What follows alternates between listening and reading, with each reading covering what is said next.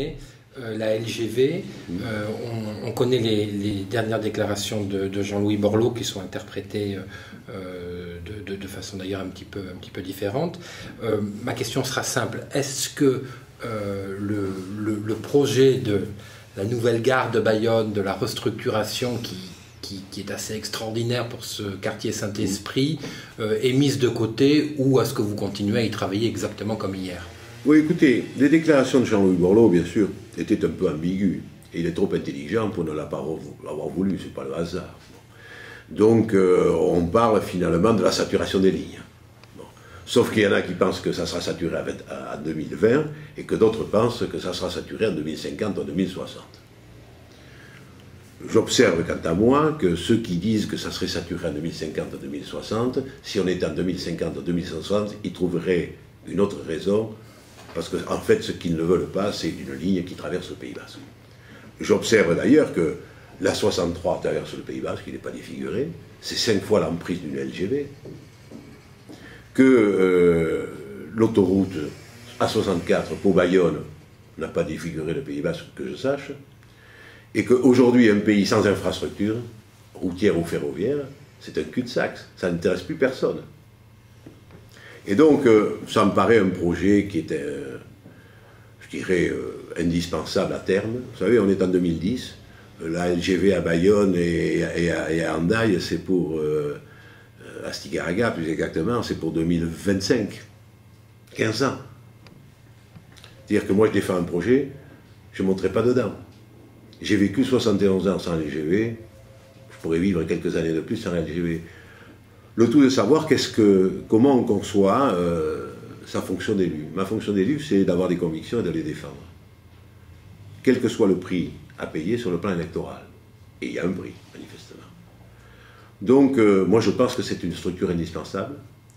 Et tout le monde a retenu ce que disait Borloo en parlant donc des échéances, quand est-ce que ça sera saturé ou pas. Mais on ne parle pas de ce qu'il a dit derrière. C'est la nécessité, quoi que ça coûte, d'enfouir la ligne entre Bayonne et la frontière pour qu'elle s'intègre parfaitement dans le site du Pays Basque. C'est une grande victoire, ça.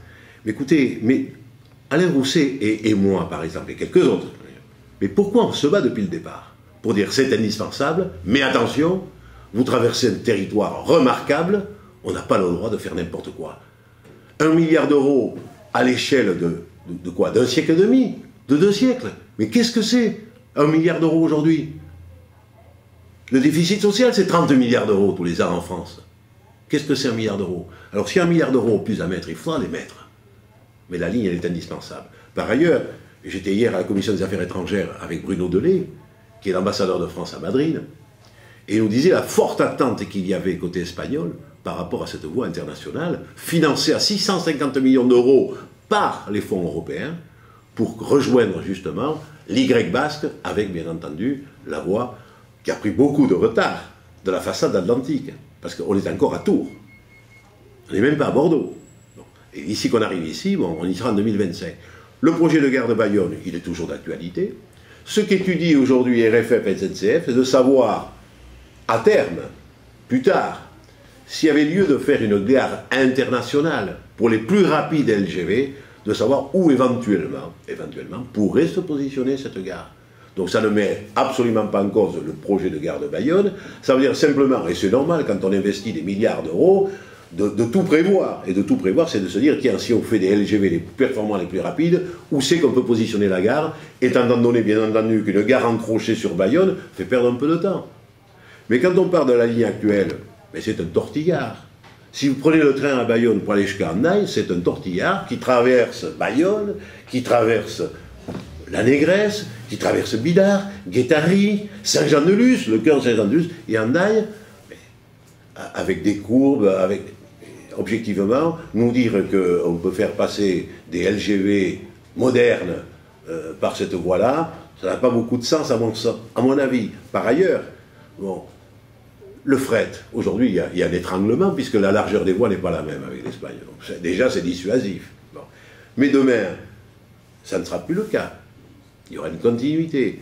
Par ailleurs, tout le monde sait que les énergies fossiles donc, vont aller en diminuant. Vous m'expliquez comment on augmente le transfert, ici, sur la phase de corridor atlantique de 3 ou 4% le tonnage par an, et comment on fera passer le jour où les énergies fossiles vont diminuer. Bon.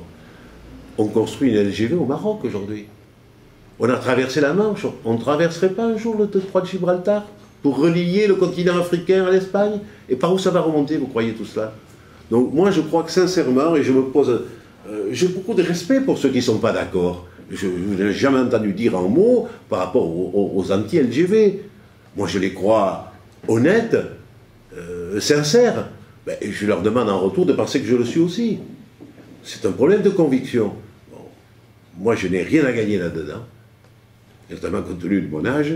J'ai beaucoup à perdre sur le plan électoral parce qu'on ne fait pas que des amis quand on défend une LGV aujourd'hui en Pays Basque. Je la répète, je ne sais pas n'importe quelle LGV, c'est une LGV où on mettra le prix pour véritablement l'insérer de la meilleure façon qui soit. Et par ailleurs, par rapport à tous ceux qui sont contre, bien sûr, on en parle beaucoup, ça fait beaucoup de prix, mais on ne parle pas de ceux qui sont pour. Mais si vous regardez l'élection du président de la région, Alain Rousset, il était clair. Je sais que s'il y en a un qui porte la LGV, c'est bien lui. Bon, il a été élu triomphalement à la région. Si vous faites le compte de tous les élus qui sont favorables, vous verrez qu'ils sont ultra majoritaires, aussi bien en Aquitaine qu'en Midi-Pyrénées. Alors bien sûr, comme on l'a dit tout à l'heure, bon, tout ça on n'en parle pas. On parle bien entendu des associations environnementales qui n'ont rien dit sur l'élargissement de la 63. Anodin. De rien. L'élargissement de la 63, vous vous promenez là de... C'est rien du tout, mais personne, aucune association ne s'est manifestée pour dire que c'est un scandale. Comment, avec le développement durable, on nous élargit les autoroutes ici, c'est insupportable. Non, personne ne dit rien. C'est contre la LGV qu'on manifeste. Il y a quand même un paradoxe, moi, que j'ai du mal à comprendre. Jean Grenet, comme d'habitude, quand on vous pose une question claire, votre réponse est claire, c'est appréciable. J'essaie. Merci d'avoir été notre invité. Merci à vous. Merci à vous.